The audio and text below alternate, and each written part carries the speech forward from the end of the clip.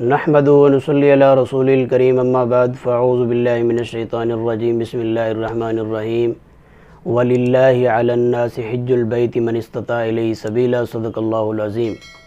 سامعین و ناظرین السلام علیکم ورحمۃ اللہ وبرکاتہ۔ بات چل رہی ہے حج کے متعلق۔ حج بین الاقوامی عبادت، بین الاقوامی مساوات، بین الاقوامی اخوت، بین الاقوامی تعاون کا ایک بے مثال عظیم المرتبت نمونہ ہے کہ جگہ بھی ایک ہے، گھر بھی ایک ہے، در بھی ایک ہے، محبت بھی ایک ہے، سب انسانوں کی انسانیت ایک ہو کر سامنے آتی ہے۔ نہ کوئی اونچ نیچ، نہ کوئی لڑائی جھگڑا، نہ آپس میں تصادم، حتیٰ کہ نفرت اور حقارت باہمی کا بیج ختم کر دیا جاتا ہے۔ بس جو قومیں آج مساوات اور بھائی چارگی کی لفظی رٹ لگا رہے ہیں، انہیں چاہیے کہ قرآن مجید میں دیے گئے اس نمونے اور مساوات کو حیرت سے دیکھیں اور حیرت پکڑیں۔ اپنی زبان سے ہمیشہ کے لیے مساوات، بھائی چارگی کے جھوٹے دعوے کرنا چھوڑ دیں۔ جو یہ سمجھتے ہیں کہ ہم سے زیادہ انسانیت سے محبت کرنے والا اور اس دھرتی پہ کوئی نہیں ہے، تو ہم اس چیز کو ہمیشہ کے لیے رد کرتے ہیں۔ تو بہرحال المختصر، حج ایک بہت بڑی فضیلت ہے۔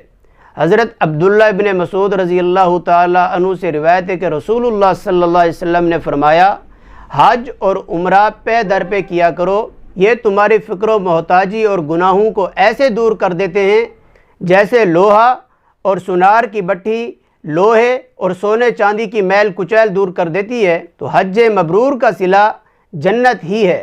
حضرت ابو ہریرہ رضی اللہ تعالیٰ عنہ فرماتے ہیں کہ جو حج اور عمرہ کرنے اور راہ خدا میں جہاد کرنے کے لیے گھر سے نکلا ہو تو راستے میں اسے موت آ جائے تو اس کے لیے وہی ثواب ہے جو حج اور عمرہ کرنے اور راہ خدا میں جہاد کرنے کے لیے مقرر کیا گیا ہے۔ اور حج عمر میں ایک بار فرض ہے، جبکہ وہ تمام شرائط پائی جائیں جن سے حج فرض ہوتا ہے۔ ان تمام شرائط کے پائے جانے کے باوجود جو حج نہ کرے وہ فاسق، فاجر، گناہگار ہوگا، اور جو حج کی فرضیت کا انکار کرے وہ دائرہ اسلام سے خارج ہو کر کافر ہو جاتا ہے۔ تو صحیح بھی یہی ہے کہ جب یہ تمام شرائط پائی جائیں تو حج فی الفور کرنا فرض ہو جاتا ہے۔ دوسرے سال تک اس کی تاخیر کرنا یہ گناہ ہے۔